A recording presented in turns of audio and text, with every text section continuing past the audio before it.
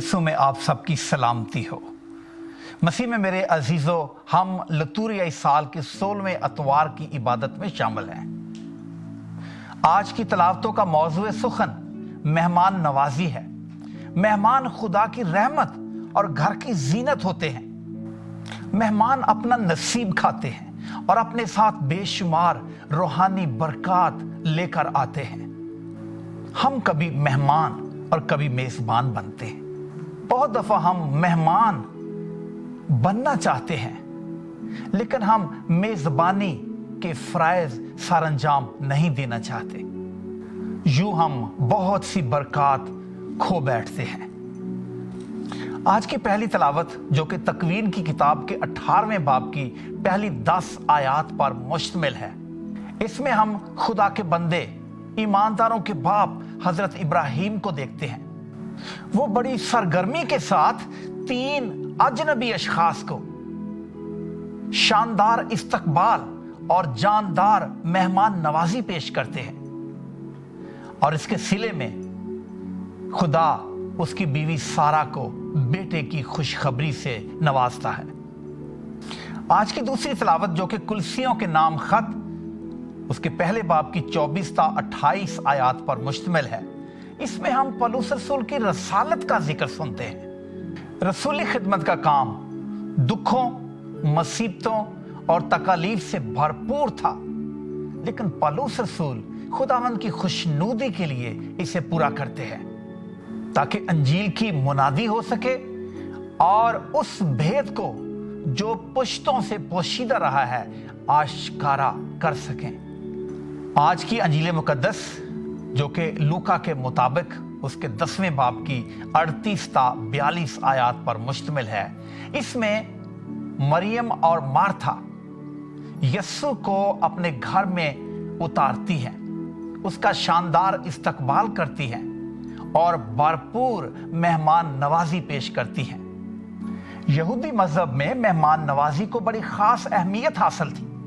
वो मेहमान नवाजी को नुमाया वस्फ और शानदार अलामत समझते थे। हमारे मुआशरे में भी मेहमानों को खुदा का रूप और बाइसे बरकत समझा जाता है। मेहमानों की आमद पर हम उनकी खूब आओ भगत करते हैं, उनको खुशामदीद कहते हैं और खातर तवाज़े की जाती है। मेरे अजीजों, मेहमान कभी खाली हाथ नहीं आते। वो अपने दामन में बेशुमार बरकत और फजाइल समेट कर लाते हैं। वही शख्स मेहमान नवाजी का अमली मुजाहरा कर सकता है जो दिल का फ्यास और सखी दिल होता है। मेहमान नवाजी के जरिए से हम खुदा की दी हुई नेमतों को दूसरों में बांटते हैं और जवाबन बेशुमार नेमतें और बरकत हासिल करते हैं। हमारे मुआशरे में मेहमानों को बोझ नहीं समझा जाता, बल्कि यह समझा जाता है कि मेहमान अपनी किस्मत खाते हैं और अपना रिस्क अपने साथ लेकर आते हैं। हमारे यहाँ यह मिसल बहुत मशहूर है कि दाने दाने पे लिखा है खाने वाले का नाम। मसीह में मेरे अजीजों, कलीसियाई तालीमात के मुताबिक इस जमीन पर रहते हुए हम सब मुसाफिर हैं। मुसाफरत की इस जिंदगी में हमारा रुख जमीन से आसमान की तरफ है। हम मुख्तलिफ सतहों पर, मुख्तलिफ मराहल में और मुख्तलिफ मुकामात पर महवे सफर हैं। इस दुनियावी सफर के दौरान हम कभी मेहमान बनते हैं और कभी मेजबान बन जाते हैं। हमारे यहाँ कभी तो हमारे अपनी जान पहचान वाले मेहमान बनते हैं, लेकिन कभी कभी ऐसे होता है कि हमारे यहाँ परदेसी और मुसाफिर भी मेहमान बनते हैं। अपनों को घर में उतारना तो मामूल की बात है, लेकिन अजनबियों को अपने घर में उतारना एक गैर मामूली अमल है। याद रखिए, गैर मामूली अमल ही गैर मामूली नताइज का हामिल होता है। आज की पहली तलावत में हजरत इब्राहिम 3 अजनबी मुसाफिरों को अपने घर में उतारता है। वो अपनी उम्र को, अपनी बुजुर्गी को और अपनी संजीदगी को बालाए ताक रखते हुए दौड़कर, झुककर ان کا استقبال کرتا ہے۔ وہ بڑی مروت اور خوش اخلاقی کے ساتھ ان کی طرف بڑھتا ہے، ان کے پاؤں دھوتا ہے اور ان کے لیے خوراک کا انتظام کرتا ہے۔ ابراہیم کی مہمان نوازی اگرچہ گھریلو قسم کی تھی لیکن بڑی فراخ دلانہ تھی۔ وہ تعظیماً ان کے سامنے کھڑا رہتا ہے۔ جواباً یہ فرشتے اسے بہت بڑی خوشخبری سناتے ہیں اور یہ کہتے ہیں کہ تیری بیوی سارا کے ہاں آئندہ سال بیٹا ہوگا۔ یوں حضرت ابراہیم انجانے میں فرشتوں کی مہمان نوازی کرتا ہے اور اجر عظیم حاصل کرتا ہے۔ اگر ہم آج کی پہلی تلاوت کو ایک اور زاویے سے دیکھیں تو ہم اس میں متعدد بار 1 اور 3 کا تکرار دیکھتے ہیں۔ 1 اور 3 کے اس تکرار کو آبائے کلیسیا پاک تثلیث کی جھلک قرار دیتے ہیں۔ پہلی تلاوت میں ایک خداوند کا ذکر ہے۔ یوں مرقوم ہے کہ خداوند ممرے کے بلوتوں میں سے اس پر ظاہر ہوا، جبکہ دوسری آیت میں ہم 3 مردوں کا ذکر سنتے ہیں۔ لکھا ہے اس نے آنکھ اٹھا کر دیکھا تو اس نے اپنے سامنے 3 مردوں کو کھڑے ہوئے پایا۔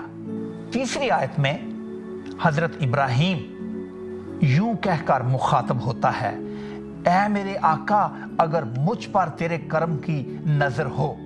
یوں حضرت ابراہیم ایک ہی شخص سے مخاطب ہوتا ہے، جبکہ 9ویں آیت میں پھر 3 کا ذکر آتا ہے۔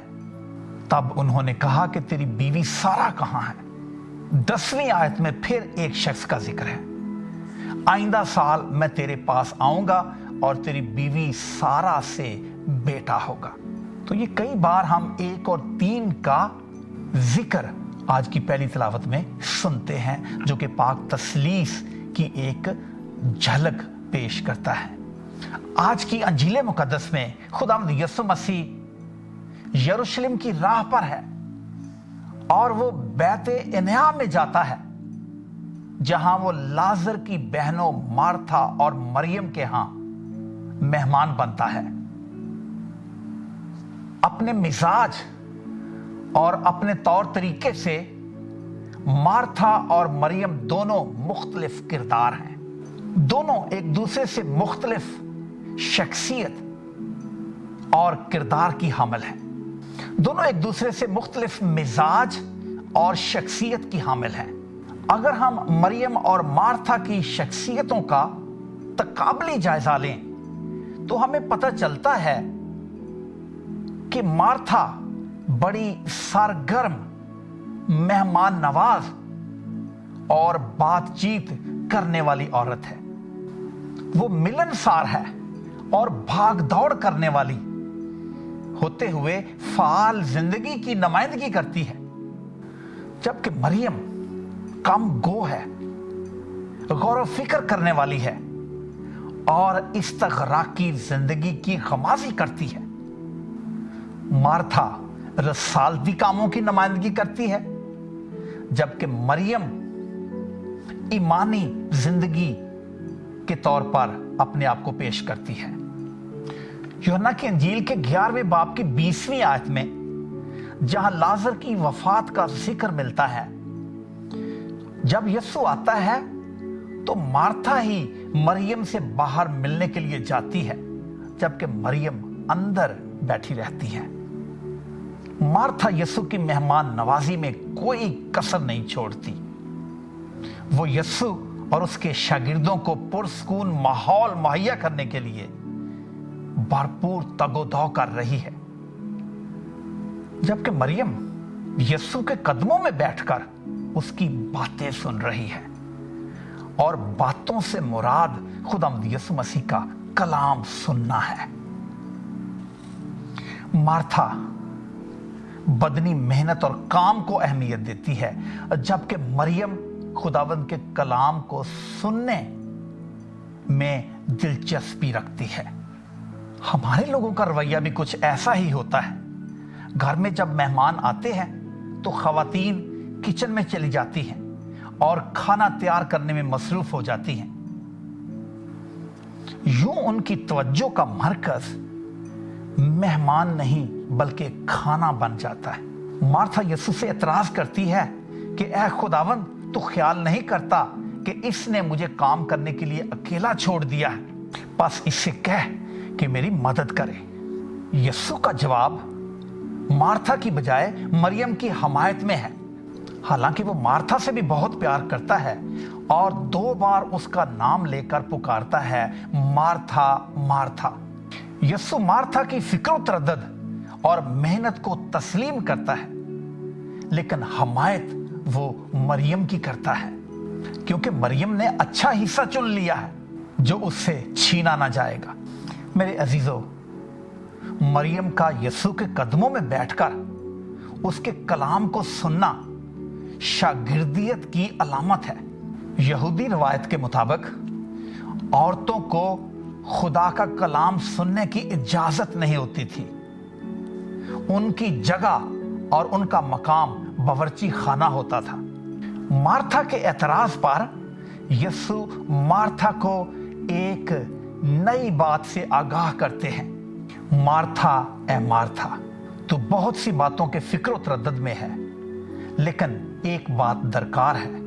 मरियम ने अच्छा हिस्सा चुन लिया है जो उससे छीना ना जाएगा। गोया खुदावंद यीशु मसीह काम की बजाय कलाम सुनने को ज्यादा अहमियत देते हैं। मेरे अजीजों, खुदावंद का कलाम सुनना और दुआ में वक्त गुजारना दरअसल वक्त को जाया करना नहीं, बल्कि दुआ में गुजारे हुए लम्हात ही पुरफजल लम्हात होते हैं, जिनमें खुदा हमसे हम कलाम होता है और अपनी बरकत हमें अता करता है। याद रहे, फरीसियों के मुताबिक औरतों के लिए शरीयत की तालीम मना थी। उनके मुताबिक शरीयत की तालीम सिर्फ मर्दों के लिए ही थी, जबकि यीशु इसमें औरतों को भी शामिल करते हैं और उन्हें मर्दों के शाना बशाना खिदमत करने के लिए बुलाते हैं। लूका की अंजील के 8वें बाब की पहली 3 आयात में हम कुछ औरतों का जिक्र सुनते हैं जो यीशु के साथ होली थी और वो अपने माल से और अपनी दौलत से शागिर्दों की और यीशु की खिदमत करती थी। मरियम यहाँ यीशु का कलाम सुन रही है और लूका की इंजील के 11वें बाब की 28वीं आयत में खुदावंद यीशु मसीह उन्हें ज्यादा मुबारक कहते हैं जो उसका कलाम सुनते और उस पर अमल करते हैं। मेरे अजीजों, खुदावंद यीशु मसीह का मरियम को बतौर शागिर्दा कबूल करना उस दौर का एक इनकलाबी कदम था।